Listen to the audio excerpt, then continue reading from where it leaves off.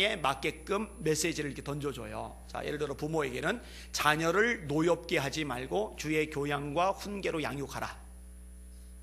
자녀들 보고는 네 부모를 주 안에서 순종하라. 이것이 옳으니라. 네 아버지와 어머니를 공경하라. 이는 네가 땅에서 잘되고 장수하리라. 대상에 따라서 메시지가 다른 거예요. 상전들에게는 너희 위에 상전이 있음을 기억해라. 공평을 행하라. 종들에게는 너는 무슨 일을 하든지 마음을 다하여 주께 하듯 하고 사람에게 하듯 하지 말라. 이는 유업의 상을 주께 받을 줄 알미니 너희는 주 그리스도를 섬기느니라. 남편들 보기에는 아내 사랑하기를 그리스도께서 사랑하여 자신을 주신 것 같이 하라. 아내들 보기는 남편에게 복종하라. 교회가 그리스도에게 복종하듯이 남편에게 복종하라. 이렇게 각각의 대상에 맞게끔 메시지를 전해주고 있는 거예요. 오늘 본문에는요, 장로들에게 주시는 메시지가 있고 젊은 자들에게 주시는 메시지가 있어요. 여기서 이제 제목을 따왔습니다. 한번 따라합시다. 장로들과 젊은 자들에게 주는 권면. 다시 한번, 장로들과 젊은 자들에게 주는 권면. 이 부분에 대해서 함께 말씀을 생각을 해보겠습니다. 자, 먼저 장로들에게 주는 권면이 1절에서 4절까지 나옵니다. 같이 읽겠습니다. 시작. 너희 중 장로들에게 권하노니 나는 함께 장로된 자요 그리스도의 고난의 증인이요 나타날 영광에 참여할 자니라. 너희 중에 있는 하나님의 양머리를 치되 억지로 하지 말고 하나님의 뜻을 따라 자원함으로 하며 더러운 이득을 위하여 하지 말고 기꺼이 하며 맡은 자들에게 주장하는 자세를 하지 말고 양무리의 본이 되라. 그리하면 목자장이 나타나실 때에 시들지 아니하는 영광의 관을 얻으리라. 아멘. 여러분, 이 서신 요 내용을 쓰는 주체가 지금 누구죠? 누가 쓰는 거예요? 누가 말하는 거예요?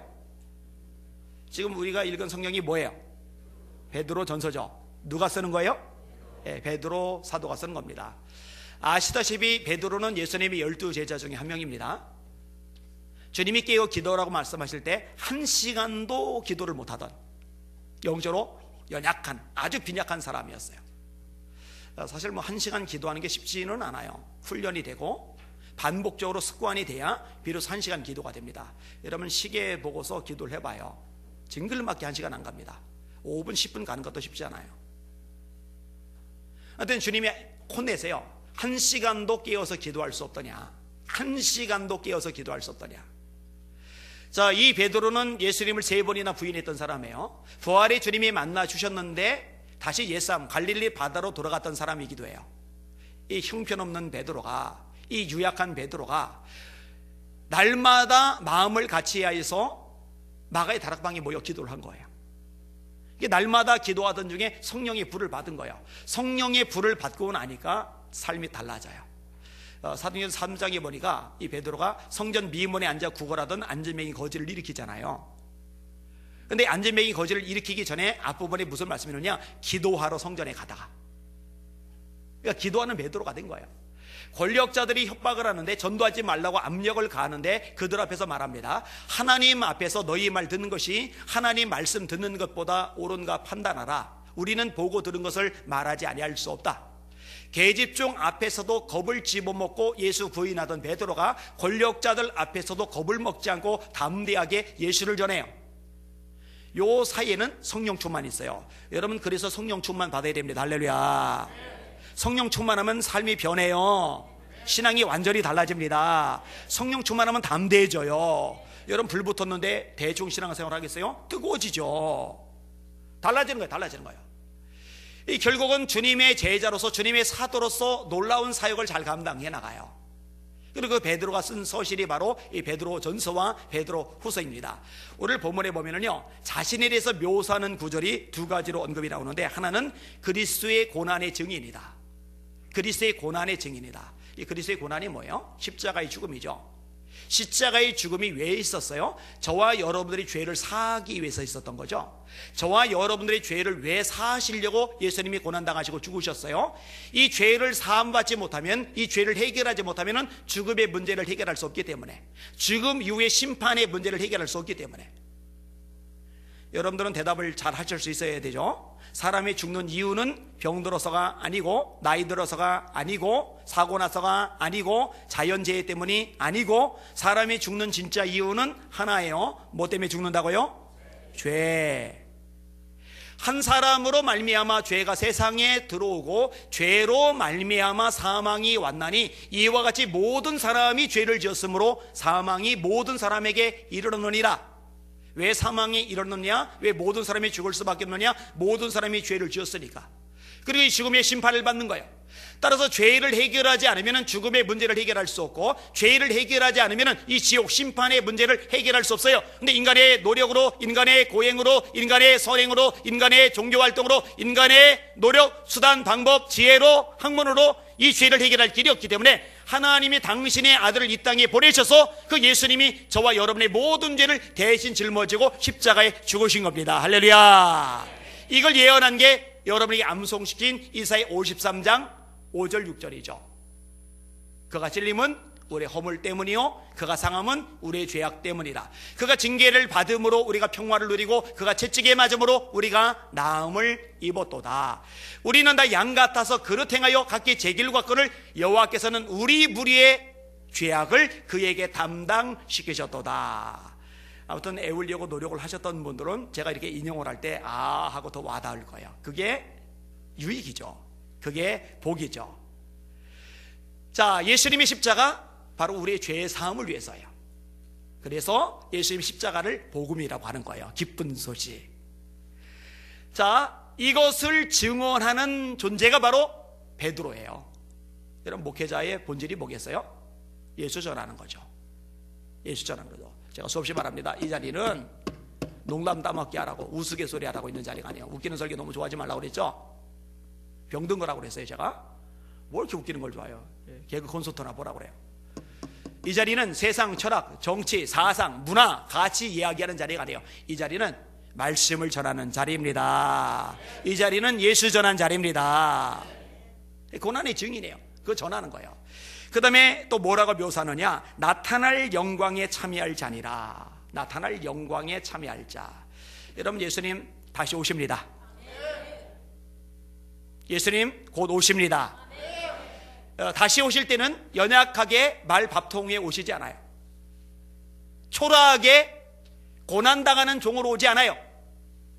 다시 오실 때는 만왕의 왕으로, 만주의 주로, 구원자와 동시에 심판자로 이 땅에 오십니다.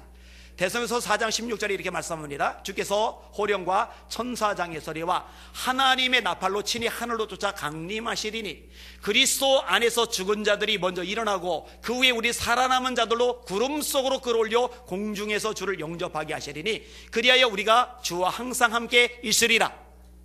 영광의 모습으로 오시는 거야. 이게 영광의 왕, 영광의 주님으로 오실 때 이 영광에 동참할 자다 라고 베드로가 스스로에서 이야기를 끄집어내는 거예요. 여러분, 바울 사도도 동일한 고백을 합니다. 전제와 같이 벌써 내가 부어지고 나의 떠날 기약이 가까웠도다. 나는 선한 싸움을 싸우고 달려갈 길을 마치고 믿음을 지켰으니 이제 후로는 나를 위하여 의의 면류관이 예비되었으므로 주 곧 의로우신 재판관이 그날은 무슨 날이겠어요? 예수님 재림의 날. 그날에 내게 주실 것이니 내게만 아니라 주의 나타나심을 사모하는 모든 자에게니라. 예수님의 재림을 사모하는 사람이라면 헌신하겠죠, 충성하겠죠, 기도하겠죠, 전도하겠죠. 이런 사람에게 내게만 면류관을 주시는 게 아니라 바로 그런 사람들에게도 동일하게 이 면류관을 주실 것이다. 이걸 가리켜서 영광이라고 하는 거예요. 나타날 영광에 참여할 자라고 베드로가 묘사하는 표현 속에 이런 의미가 담겨져 있는 거예요. 저는 세상에서 잘 먹고 잘 살고 성공하고 출세하고 인기 명성 누리고 하는 것보다 주님 앞에 섰을 때 그때 그 주님의 영광에 동참하기를 원해요. 왜냐? 이 세상은 점콕이거든요. 잠깐이거든요. 천국에서 삶은 영원이거든요. 영원을 위해서 잠깐을 포기하는 것은 지혜로운 거예요. 영원을 위해서 잠깐을 희생하는 것은 가치 있는 거예요. 영원을 위해서 잠깐을 내려놓는 것은 아주 복된 거예요. 저는 그렇게 살기를 원해요. 베드로도 그렇게 살았죠. 바울 사도도 그렇게 살았죠. 자, 베드로가 쓰는 거예요. 어떤 베드로? 주님의 고난의 증인, 주님의 영광에 참여할 자. 이 베드로가 누구에게 쓰고 있느냐? 장로들에게 쓰고 있어요. 그럼 이 장로들은 누구냐? 구약에서는 연장자들 가르칠 때 장로라고 해요. 그 다음에 지도자들을 가르칠 때 장로라고 해요. 신약이 와서 이 장로라는 표현은 목회자들을 향해서 쓰는 표현입니다. 자, 오늘 본문에 베드로도 스스로를 장로라고 규정을 합니다. 뭐라고 이야기를 하고 있어요? 너희 중 장로들에게 권하노니 나는 함께 장로된 자요. 베드로가 하는 말이요. 나는 함께 장로된 자요. 그러면은 이 본문의 내용은 지금 목회자들에게 하고 있는 내용이에요. 그들이 어떤 자세로 이 목양, 양을 치는 일을 해야 되는지 이걸 명확하게 말씀해 주고 있어요. 첫 번째 항목이 뭐냐? 따라합시다. 억지로 하지 말고 자원함으로 해야 한다. 다시 한번, 억지로 하지 말고 자원함으로 해야 한다. 너희 중에 있는 하나님의 양무리를 치되 억지로 하지 말고 하나님의 뜻을 따라 자원함으로 하며 라고 돼 있어요. 목회는요 쉽지 않아요. 제가 어제 한 목사님이 페이스북에 올린 글을 읽어드릴게요. 25일 오늘 교회와 사택이 이사를 한다. 사택은 딸이 원하는 작은 아파트로, 교회는 하나님이 선물로 주신 2층으로 이사를 한다. 2012년 광명에서 목회하다가 재정장로의 갑질과 성도들에게서 받은 배신감으로 모든 것을 내려놓고 강원도 영월로 들어갔다. 그곳에서 쉼을 얻을 줄 알았는데 너는 내 교회와 내 성도들을 버렸다라는 무서운 하나님의 책망을 받았다. 3년이라는 시간을 오직 회개와 하나님께서 한 번만 목회의 기회를 주시면 앞으로 어떤 일이 있어도 포기하지 않겠노라고 맹세하고 또 맹세했다. 2014년 12월 성령님은 네가 그렇게 하기를 약속한다면 말로만 하지 말고 행함으로 내게 너희 믿음을 보이라는 감동을 주셨다. 3년 만에 받은 말씀에게 지체할 수 없어서 2015년 1월 3일에 서울 강남에 있는 카페 세미나실에서 3명이 예배를 드렸다. 2개월 예배를 드리자 3명이 전도가 되었다. 예배실도 옮겨져서 미용샵에서 예배를 드렸다. 3개월 만에 9명으로 부흥해서 미용샵이 좁아서 예배를 드리는 것이 불편했다. 그때 아는 분이 지하가 있는데 그곳에서 예배를 드리면 어떠냐고 하셔서 10월 달에 지하교회로 들어갔다. 1년이 되자 건물주가 12월까지 교회를 빼달라고 한다. 갑자기 갈 곳을 잃은 교회는 할 수 없이 사택에서 가정교회로 예배를 드리게 되었다. 지하이지만 예배당에서 예배를 드리다가 가정교회로 예배를 드리려니 성도들한테 너무 미안한 마음이 들었다. 성도들이 대부분 1시간 거리 걸리는 멀리서 오시는 분들이었다. 그래서 집 앞에 있는 교회로 나가라고 축복 기도해주고 모두 보내주었다. 그럼에도 유일하게 한 분 남자 집사님은 주 예수 교회를 떠나지 않겠다고 고집해서 2년간 같이 예배를 드리며 속히 예배당을 주실 것을 믿고 기도했다. 예배당을 주시겠다는 하나님의 사인이 떨어졌다. 마음에 드는 교회가 있어서 일본 후지산 국제 기도성에 하기 전주에 그 교회 목사님을 만났다. 2층 60평인데 몸만 들어오는 것으로 시설비가 1,000만 원이라고 하여 500만 원으로 해주면 당장에 들어가겠다고 돈은 10만 원도 없으면서 큰 소리 쳤다. 교회 목사님은 800을 준다 해도 안 줬는데 절대 그럴 리는 없을 것이라고 하였지만 포기하지 않았다. 일본 성회를 다녀와서 다시 연락해보니 교회는 아직 계약이 되지 않아 나에게 달라고 부탁했다. 그리고 3주년 주일 예배 마치고 전화를 하니 계약이 방금 끝났다고 한다. 아쉬운 마음을 뒤로하고 월요일 학교 강의를 마치고 하는 도중 연락이 왔다. 계약을 파기하고 나에게 교회를 넘겨줄 테니 계약금을 보내라고 하신다. 할렐루야, 하나님께서 하셨다. 사택을 이사하려고 준비해두었던 보증금을 교회 계약금으로 이체해서 보내주었다. 만일 교회 보증금과 권리금이 해결되지 않으면 사택을 이사하는 것도 포기할 수밖에 없는 상황이 되었다. 그럼에도 하나님이 주신 기회라 믿고 계약서도 쓰지 않은 채 권리금 일부를 먼저 입금한 것이다. 그리고 집회가 끝난 다음 날 금요일 하나님께서 교회 보증금과 권리금 모두를 천사를 통해 한 방에 해결해 주셨다. 할렐루야, 하나님께 영광. 사택을 이사하려고 했던 29일 날짜를 맞춰서 교회도 같이 이사를 하게 되었다. 하나님은 2년간 나의 약속을 지켜보신 것 같다. 어떤 일이 있어도 목회는 포기하지 않겠다는 약속. 교회를 4번 설립하면서 이번처럼 마음이 설레는 것은 처음이다. 예배당을 이전하면서 한 가지 기도 제목이 있다면 교회 간판을 다시 리모델링 해야 하는데 전체 비용이 150만 원이 든다고 한다. 오직 순종을 보시고 부족한 나에게 은혜를 베풀어 주신 하나님께서 이 또한 은혜를 베풀어 주시리라 믿어진다. 할렐루야. 이러면 억지로 하라고 그러면 이거 할 수 있을까? 못합니다. 자원함으로 하니까 가능한 거죠. 근데 여기서 한 가지 더 생각해 볼 게 있어요. 그 자원함도 내 뜻대로, 내 야망대로, 내 욕심대로의 자원함이 아니에요. 하나님의 뜻을 따라 자원함으로 하며, 하나님의 뜻이라면은 자원함으로 하는 겁니다. 할렐루야. 상황이 열악해도, 힘들어도, 피곤해도, 곤란해도, 배고라도 자원함으로 하는 거예요. 자, 두 번째 부분이 뭐냐? 따라합시다. 이득을 위하여 하지 말고 기꺼이 하라. 다시 한번, 이득을 위하여 하지 말고 기꺼이 하라. 더러운 이득을 위하여 하지 말고 기꺼이 하며. 여러분, 목회를 통해 이득을 얻으려고 하는 것은 악한 겁니다. 그래서 이득 앞에 더러운이라는 말을 붙인 거예요. 더러운 이득을 위하여 하지 말고. 하나님이 하라고 하셨고 하나님께서 기뻐하시는 일이기에 기꺼이 하는 것이 목회가 되어야 됩니다. 할렐루야. 말씀대로 해야죠. 말씀대로. 저는요, 여러분들이 목회자들에게 잘해야 된다고 가르치고 있어요. 왜냐하면 그런 하나님의 말씀이니까. 여러분, 저한테 잘하셔야 돼요. 여러분, 우리 부목사님이나 전도사님들한테 잘하셔야 돼요. 갈라디아서 6장 6절이죠. 따라합시다. 가르침을 받는 자는 말씀을 가르치는 자와 모든 좋은 것을 함께하라. 여러분, 좋은 거 있으면은 모든 좋은 것이라고 되지. 모든 좋은 거? 좋은 거 있으면 저랑 함께 하셔요? 아멘. 대충 하는 거 봐라 이거. 우리 부목사님이나 전사님과 함께 하세요. 할렐루야. 그렇게 하셔야 돼요. 그런데요, 때때로 목회자에게 여건이 어려운 상황이 올 때가 있어요. 그럴 때조차도 힘들고 외롭고 답답하고 배신감 느끼고 정말 너무나 짐이 무겁게 느껴질 때조차도 기꺼이 그 일을 해야 돼. 기꺼이. 제가 최근에 올린 글이 있어요. 이 글 때문에 논쟁이 엄청나게 벌어졌어요. 잘 들어보세요. 요즘 교회들마다 파트타임 전도사님들을 구하기가 쉽지 않다고 한다. 여러 이유가 있는데 그중 하나가 충격적이다.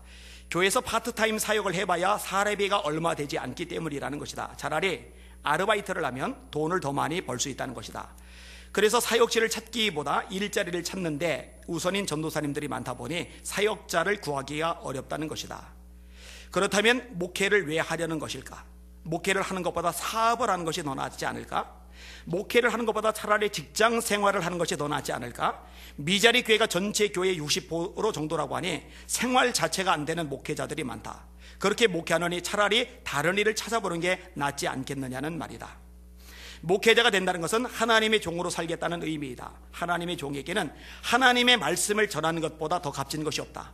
말씀을 전함으로 생활비가 넉넉하게 주어진다면 감사한 일이겠지만 넉넉하게 생활비가 주어지지 않더라도 기쁨으로 해야 할 일이 말씀 사역 아닌가? 아니, 생활비 한 푼 안 나와도 전력을 다해야 할 것이 말씀 사역 아닌가? 아니, 고난을 당하고 핍박을 받더라도 물러날 수 없는 게 말씀 사역 아닌가? 신학대학교들마다 학생 유치를 위해 애를 쓰고 있다. 학생들이 제대로 입학하지 않으면 학교 운영에 차질이 생기기 때문이다. 그러나 운영을 위해서 기본적인 마음 준비도 안 된 학생들을 신학생으로 받아들이는 것은 바람직한 일이 아니다. 다른 데 갈 데가 없어서 하는 수 없이 신학대 문을 두드린 사람들로 자리를 채우면 학교 꼴은 갈수록 우스워질 테니 말이다. 서울신대도요, 교육부에서 지시를 내렸어요. 앞으로 10% 정원을 줄이래요. 이런 현상은 점점 많아질 겁니다. 근데 학교가 이제 걱정이 태산인 거예요. 왜냐면은 학생 10%가 줄으면은 등록금이 줄고 그만큼 학교가 어려워지니까.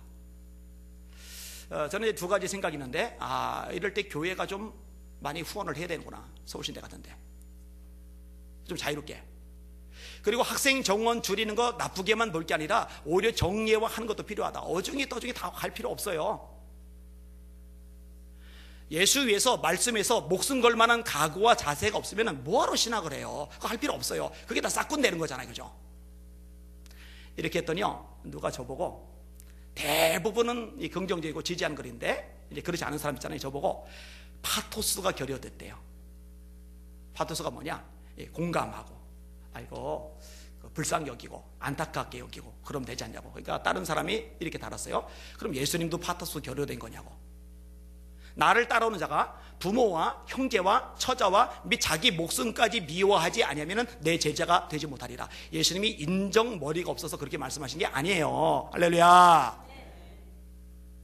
주님 따르려면, 특별히 주님 따르는 사람 중에 말씀 사역자가 되려면 대가 지불해야죠. 기꺼이 대가 지불하고 사명을 감당해야죠. 이거는 전제, 이거는 기본이에요. 동정심의 문제가 아니라는 거예요. 함선호라는 장로님이 댓글을 달았더라고요. 와, 존경합니다. 옳습니다. 어렵더라도 주님의 사역을 열정으로 하시면 채워주실 줄 믿어야 하는데 그렇지 못한 모습이 안타깝습니다. 부교육자를 청빙하기가 너무 어려워요. 작은 교회들은 대부분 노인들이라 인력과 경제적으로 어려워서 어쩔 수 없이 새벽 예배 차량 운행과 간단한 청소를 하게 되는데 사례비가 적고 힘들다고 아예 쳐다보지도 않는 현실입니다. 저희 교회도 8개월째 목사님 단독 목회 중이십니다. 얼마나 힘드시겠어요? 저희들도 힘들고요. 반대되는 얘기도 있어요. 교회가 여력이 되는데 힘이 되는데도 박하게 하는 거. 여러분, 이거는 또 고쳐야 돼요. 교인들 중에 아주 못된 심성을 가진 사람들이 있어요. 목회자는 고생해야 돼. 이런 사람이 있어요, 실제로. 어디서 도대체 그런 생각을 배웠는지 모르겠어요. 그건 성경적인 생각이 절대로 아닙니다. 사역에 집중할 수 있도록 도와주는 게 맞아요. 여러분, 이건 다른 차원인데, 목회자는 목회자 나름대로, 여기는 여러분 나름대로 기준이 각기 달라야 돼요. 여러분, 여러분의 담임 목사인 저도 생활비가 넉넉하지는 않아요. 한 번도 연말 당일 때 제가 이런 얘기 끄집어내지 않았고 평생 동안 끄집어내지 않을 겁니다. 지금도 뭐 조정해달라 이런 생각으로 얘기 끄집어내는 게 아니에요. 우장로님이 저한테 몇 차례 걸쳐서 죄송하다고 얘기했어요. 제가 한 달 사례비가 220만 원입니다. 저 옆에는 참사랑교회가 210만 원입니다. 그리고 여러분들 부목사님 있는데 내 식구예요. 160만 원이에요. 여러분 160만 원 가지고 네 사람 생활 될 것 같아요? 혹시 그 월세 내주는 거 그것도 생활비에 넣어야지 이렇게 생각하거나 말하는 사람이 있어요? 그거 아주 악한 거예요. 어떻게 그렇게 생각을 할 수가 있어요? 그러니까 여러분들은 우장로님만이 아니라 여러분들도 그런 생각을 가지셔야 돼요. 아유, 죄송하다, 미안하다, 좀 더 잘해드려야 되는데.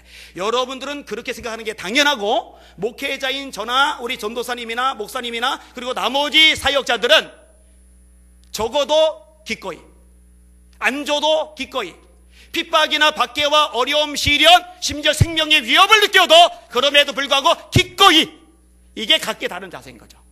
근데 이게 뒤집어지면 안 돼요. 목회자가 아유, 나를 왜 이렇게 대접해줘, 섭섭해가지고 맨날 그거 섭섭하고 허전해서 그거 가지고 꿍꿍 앓고, 이건 틀린 거죠. 또 성도는 성도들 나름대로 그냥 목회자는 가난해야 돼, 가난해야 영성이 나오지. 세상에 그런 말이 왜 나와요? 이득이 아니라 기꺼이 해야 돼요. 자, 세 번째 요소입니다. 제가 여러 댓글 여기다 적어왔는데 인용할 시간이 안 될 것 같아요. 기도하며 들을 본분들이 좀 있을 것 같은데. 자, 따라합시다. 주장하는 자세를 하지 말고 약물에 본이 되라. 이게 세 번째 법원입니다. 주장하는 자세는 뭐냐? 군림하는 거죠. 지배하는 거죠. 손아귀에 꽉 쥐려는 거죠. 이번 추석 때 새벽에 웬 남자 한 분이 앞자리에 앉아 있어요. 나중에 알고 보니까 우리 동기 목사님. 목회를 잘 하다가 큰 교회에 이제 청백을 받았어요. 장로님들이 25명이에요. 엄청나게 많아요. 근데 장로님들이 너무 좋대요. 당회가 15분밖에 안 걸린대요. 25명이나 모이는데. 뭔가 안건을 낳으면은 일사천리로 협력하고 동의를 해주는 거예요. 그래서 제가 너 그 진짜 복인 줄 알아라. 너 정말 그거 감사해야 된다. 장로님들 정말 훌륭한 거다. 이렇게 해요. 그렇지 못한 교회들 많거든요. 2주 전에 천호동교회 장로님이 찾아오셨어요. 이게 여성사 목사님 교단 총회장 지내신 분이죠. 내년에 은퇴를 하세요. 이제 은퇴를 앞두고 청빙위원회가 이제 구성이 되었어요. 그래서 제가 장로님 보고 얘기를 했어요.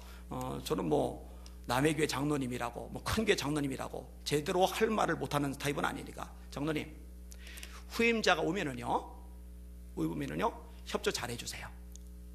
말씀에서 어긋난 건 아니면은 100% 따라주세요. 근데 장로님이 그렇게 해야죠. 그렇게 해야죠. 제가 요 얘기는 영락교회 우리나라 대표적인 대형교회죠. 그 중심에 계시는 장로님 만났을 때도 지금 영락교회 새로 담임 목사님 가셨어요. 가시기 전에 제가 그 장로님께도 똑같은 얘기를 했어요. 장로님, 후임자 후배는 마음껏 일하도록 협조해 주세요. 그러니까 하나님 기뻐하십니다. 그러시겠다고. 자, 이런 얘기를 하는데 이 천호동교회 장로님이 저한테 이런 얘기를 끄집어내는 거예요. 목사님, 한 번에 안 되면 두 번 안 되면 세 번 안 되면 네 번, 그렇게 계속 목사님 얘기를 하면은 결국은 다 협조가 되겠지요. 그래서 제가 뭐라고 그랬는지 아세요? 장로님, 한 번에 협조하면 안 돼요? 장로님, 한 번에 협조하면 안 돼요? 어떤 장로님이 뭐라고 하시냐면은, 장로들이 고집이 있거든요. 근데 거기서 제가 더 얘기는 안 했어요. 더 얘기하면 이제 논쟁이 될 수 있어요. 그리고 제가 우리 교회 장로님도 아니고 남의 교회 장로님 너무 가르치려는 태도를 보이는 거는 또 바람직하지 않으니까. 그러니까 제 동기 목사님이 간 교회 25분의 장로님은 진짜 대단한 거예요. 정말 대단한 거예요. 근데 거기서 원래 계시던 목사님, 이 목사님하고 저하고 이제 친분이 있어요. 근데 이 목사님에 대한 얘기를 들었는데 호감을 가졌던 제 마음의 호감이 상당 부분이 좀 깨졌어요. 자, 예를 들어 이런 거요. 이 목사님이 담임 목사실 앞에다가 글귀를 써붙여놨대요. 뭐라고 써붙여놓으면 노코하지 마. 노코하지 마. 그러니까 교인들이 아무도 거기 노코를 못해요. 그 얘기를 듣는 순간에 가까이 지냈거든요. 글 주고받고 그랬거든요. 어른이시지만. 근데 제 마음속에 존경하는 마음이 한 반 이상이 다 깨졌어요. 이게. 그건 뭐예요? 굴림이죠. 그건 지배죠. 목회자는 절대 그렇게 하면 안 돼요. 뭐라고 본문에 말씀하느냐? 주장하는 자세를 하지 말고 약물의 본이 되라. 할렐루야. 자, 기도하라고 가르치기 전에 본인이 먼저 기도하는 거예요. 섬기라고 가르치기 전에 본인이 먼저 섬기는 거예요. 말씀에 목숨을 걸라고 가르치기 전에 본인이 먼저 말씀에 목숨을 거는 거예요. 돈도 오르지 말고 욕심내지 말라고 하지 전에 본인이 먼저 이 돈에서 자유한 모습 보여주는 거예요. 이게 약물의 본이 되는 거거든요. 그러니까 가르치기만 하는 것으로는 영향력이 없어요. 힘이 없어요. 본이 되고 따라오라고 말할 때 비로소 힘을 발휘하는 거예요. 바울 사도가 이렇게 말씀합니다. 내가 그리스도 예수를 본받는 자 된 것 같이 너희는 나를 본받는 자가 되라. 할렐루야. 그렇게 돼야 돼요. 이렇게 하면은 목자장이 나타나실 때 시들지 않는 관을 주겠다. 그거 바라고 목회하는 거죠. 그거 바라고. 세상에서 뭔가 건덕지 얻으려고 뭔가 누리려고 그것 때문에 일하는 게 아니라 하나님 앞에 섰을 때 주실 영광의 면류관 그거 바라보고 이거 하나 때문에 달리는 거죠. 싸우는 거죠. 헌신하는 거죠. 드리는 거죠. 충성하는 거죠. 전존재 쏟아붓는 거죠. 이게 마땅한 거예요. 자, 두 번째 부분. 그럼 젊은 자들에게는 뭐라고 말씀하느냐? 5절과 6절을 같이 읽겠습니다. 시작. 젊은 자들아, 이와 같이 장로들에게 순종하고 다 서로 겸손으로 허리를 동이라. 하나님은 교만한 자를 대적하시되 겸손한 자들에게는 은혜를 주시느니라. 그러므로 하나님의 능하신 손 아래서 겸손하라. 때가 되면 너희를 높이시리라. 아멘. 젊은 자들아, 이와 같이 장로들에게 순종하고. 무슨 말이냐? 젊은 자들아, 목회자들에게 순종해. 이건 성경의 일관된 가르침입니다. 너를 가르치고 인도하는 자들에게 순종하고 복종하라. 따라합시다. 순종하고 복종하라. 순종하고 복종하라. 순종은 뭐예요? 기꺼이 하는 거. 복종은 뭐예요? 마음에 안 내켜요. 마음에 안 들어요. 내 생각하고 달라요. 그렇지만 억지로라도 한 거. 그게 복종이에요. 순종하고 복종하라. 저희는 너희 영혼을 위하여 경성하기를 마치 자기가 회개할 자인 것 같이 하느니라. 저희로 하여금 목회자로 하여금 기쁨으로 하게 하고 근심으로 하게 하지 말라. 그렇지 않으면 너에게 유익이 없느니라. 할렐루야. 여기는 여러분들 순종하시길 바랍니다. 복종하시길 바랍니다. 기쁨으로 목회하도록 협력하시길 주님의 이름으로 축원합니다. 그러면 여러분에게 유익합니다. 저를 근심하게 만들면 장담해요. 여러분에게 유익이 손톱만큼도 없어요. 하나님의 축복 기대하지 말아요. 하나님 말씀이에요. 제 얘기가 아니에요. 성경대로 가르쳐야지. 있는 그대로 가르쳐야지. 그런데 왜 하필이면 오늘 본문에서 젊은 사람들을 지목을 했을까? 여러분, 이 반항적인 성향, 이 권위에 대해서 굴복하기 싫어하는 성향은요, 연세가 많은 분들보다 젊은 사람들에게 많아요. 여러분, 우리 오순예 권사님이 저한테 막 반기 들 가능성이 높겠어요? 우리 젊은 친구들이 반기 들 가능성이 높겠어요? 오순예 권사님이 그러면 주님 재림하시죠. 신무인 권사님이 그럴 것 같아요? 그럴 리 없어요. 이 젊은 사람들에게 반골 기질이 있어요. 근데 사실 뭐 이 말씀 준비하다가 얘도 이렇게 썼어요. 사실 우리 교회에서는 젊은이들에게 목회자에게 순종하라고 강조할 필요도 없음. 이미 너무 말을 잘 들음. 특히 노땅 청년들. 이렇게 써놨어요.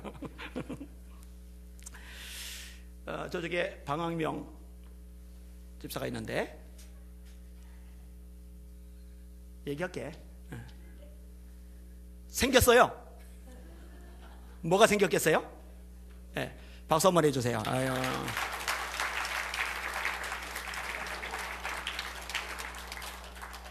벌써부터 뭐 진도가 빨라요. 뭐 내년 3월 결혼, 뭐 3월 1일에 있으면 좋겠는데 예식장이 있을까 없을까 벌써 이제 그 얘기를 할 정도니까 얼마나 감사한지 몰라요. 근데 방학명 자매 여친을 제가 어제 지난주일날 만났는데 와, 괜찮아 보여요. 그리고 벌써 그 자매한테 별명이 생겼어요. 별명이 뭔지 알아요? 방학명에게 과분한 자매. 방학명에게 과분한 자매. 요게 이제 별명이에요, 별명. 자, 어쨌든 저 두 커플하고, 커플이 아니고 커플하고, 그 남자 청년들 일부가 이제 같이 모여서 교제하면서 이제 볼링을 쳤나 봐요. 그런데 제가 우리 추석에 나라를 위해서 기도하자 했잖아요. 볼링을 그럼 치던 와중이니까 그냥 쳤으면 모르겠는데 와서 기도에 참석하고 끝나고 다시 가서 볼링 치고, 목요일 날에는요 청년들 진짜 많이 왔어요. 정부에서 26명 정도 왔어요. 이러니 제가 뭐 할 말이 없죠. 뭐 순종하라고 얘기할 거 없죠. 누가 추석 주간에 그렇게 나옵니까? 있던 예배도 안 드리는 판국인데, 대형교회도 그런 판국인데. 그러니까 제가 이렇게 쓸 수밖에 없어요. 강조할 필요도 없음. 이미 너무 말을 잘 들음. 특히 노땅 청년들. 그러니까 제가 고맙다고 인사를 하죠. 잘하는 거예요, 잘하는 거예요. 자, 또 하나 뭘 얘기하느냐? 따라합시다. 겸손으로 허리를 동이라. 이 허리를 동이라는 말은 어떨 때는 겸손하고 어떨 때는 겸손하지 않고, 그게 아니라 겸손이 늘상 몸에 붙어 있도록 그렇게 살아가라 라는 이야기를 끄집어내고 있는 거예요.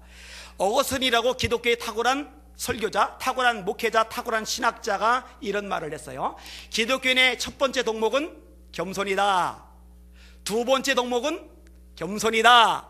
세 번째 덕목은 겸손이다. 예수님 성품이 뭐예요? 나는 마음이 온유하고 겸손하니 너희는 내게 나와 나의 멍에를 메고 내게 배우라. 그러면 너희가 쉼을 얻으리니 이는 내 멍에는 쉽고 내 짐은 가벼움이니라. 겸손은 최고예요, 최고. 이런 사람이 인물이 되죠. 쿠쿠라고 최근에 읽은 거래요. 가난한 농부의 아들로 태어났어요. 자파점에서 열심히 일을 해요. 그런데 얼마나 성실한지, 작은 일에도 얼마나 최선을 다하는지, 이 모습을요 이 상점에 자주 오던 선주가 눈여겨봐요. 그러더니 야, 너 내 배에 와서 일해. 그래서 견습선원이 돼요. 견습선원이 되고 나서도요 얼마나 성실하게 일을 배우는지요, 다른 선원들하고 차원이 나요. 야, 이 힘들고 굳은 일 막 툴툴거리고 원망하고, 근데 이 젊은 이 어린아이는 기쁨으로 일을 하는 거예요. 게다가 배울 거 있으면 기쁨으로 더 뛰어들어서 몸이 더 고대지는데, 시간이 더 많이 들어가는데, 더 피곤해지는데, 그럼에도 불구하고 자기가 뛰어들어서 배우는 거예요. 그 실력이 막 일치월장을 해요.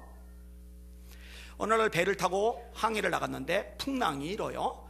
근데 전체를 총지휘해야 될 선장이 미끄러져 넘어졌는데 세게 부딪힌 나머지 기절을 해버렸어요. 그러면 이제 끝나는 거죠. 전체를 파악하고서 지시를 내릴 사람이 선장 외에는 없으니까, 그때 이 어린 쿠쿠가 막 얘기를 하는데 정확하게 판단을 내리고 지시하니까 나이 든 선원들이, 선배들이 다 따라요. 그리고 풍랑을 벗어나요. 난리가 났죠. 요 얘기를 선장과 선조가 다르죠. 선주는 배의 주인이고 선장은 그 배의 총책임자고, 그러니까 선주가 사실 더 위죠. 선주가 선장을 고용하는 거니까. 이 선주가 이 소식을 듣더니 배 하나 작살날 뻔했는데, 선원들 다 죽을 뻔했는데 소년이 살렸잖아요. 칭찬을 해주는데 얘가 뭐라고 하느냐, 운이 좋았을 뿐이에요. 계속 그 얘기 말해요. 운이 좋았을 뿐이에요. 후에 아주 탁월한 선장이 됩니다. 영국 해양 모험의 대가가 됩니다. 유명한 쿠쿠 선장 얘기예요. 멋있죠? 예, 멋있어요. 오늘 본문에 보면은요, 겸손해야 될 이유를 말씀하시는데 아주 명확합니다. 따라합시다. 하나님은 교만한 자를 물리치시되 겸손한 자들에게는 은혜를 베푸시느니라. 여러분, 하나님이 물리치는 사람 되지 마십시다. 하나님이 물리치면, 하나님이 대적하시면 이거 어떻게 감당하겠어요? 누가 하나님을 이겨요? 끝나는 거예요. 사울 봐요. 교만 떨다가 하나님이 대적하니까 죽어버려요. 아들 3명도 같이 죽어버려요. 느부갓네살 왕 봐요. 교만 떨다가 하나님이 정신 약간 삐딱하게 만드니까 7년간 정신질환이 오면서 통치를 못해요. 교만하면 하나님이 대적하세요. 대신에 겸손한 자에게는 은혜를 베푸세요. 물이 높은 곳에서 아래로 흐르듯이 하나님의 은혜는 겸손한 자에게 흘러가는 거예요. F.B. 마이어라고 탁월한 기독교 저술가, 탁월한 설교자가 있어요. 이분이 썼던 글 한 토막 읽어드릴게요. 나는 하나님의 은혜의 선물이 여러 층으로 된 선반에 있는 줄 알고 우리의 키가 높아질수록 그 여러 층의 것을 가질 수 있는 줄로 알았다. 그러나 나는 후에 깨닫기를 하나님의 은혜의 선물은 아래로 내려가면서 여러 층 되는 선반에 있는 줄을 알았다. 그러므로 이 선물을 받아 가지려고 하면 내가 높아지기를 원할 것이 아니고 더욱 나를 굽히고 내려가며 또 내려가기를 힘써야 한다. 자, 오늘 본문에 보니까 겸손하게 은혜를 주시는데 그 은혜 중에 하나가 뭐냐? 높여주시는 거야. 대저 하나님의 능하신 손 아래서 겸손하라. 때가 되면 너희를 높이시리라. 때가 되면 너희를 높이시리라. 이 축복을 여러분들이 받아 누리시기를 주님의 이름으로 축원합니다. 오늘 야고보서를 공부를 하는데 그 성경 대목 중에 이런 구절이 있어요. 교만한 사람의 특징은요, 안 들어요. 안 움직여요. 안 들어요. 안 움직여요. 겸손한 사람의 특징은요, 들어요. 앞부분에 순종하고 연결이 되는 거예요. 그래서 같은 맥락 속에 패키지로 이게 묶여져 있는 거예요. 순종해라. 겸손으로 허리를 동여라. 교만한 사람 하나님이 대적하셔. 교만한 사람 하나님 대적하셔. 겸손한 사람에게 은혜 주셔. 그리고 특별히 겸손한 사람 하나님이 하나님에 대해 높여주실 거야. 순종과 겸손은 밀접하게 연결이 되어져 있어요. 여러분, 겸손합시다. 여러분, 순종합시다. 여러분, 하나님의 높여주심을 경험하시기를 주님의 이름으로 축원합니다.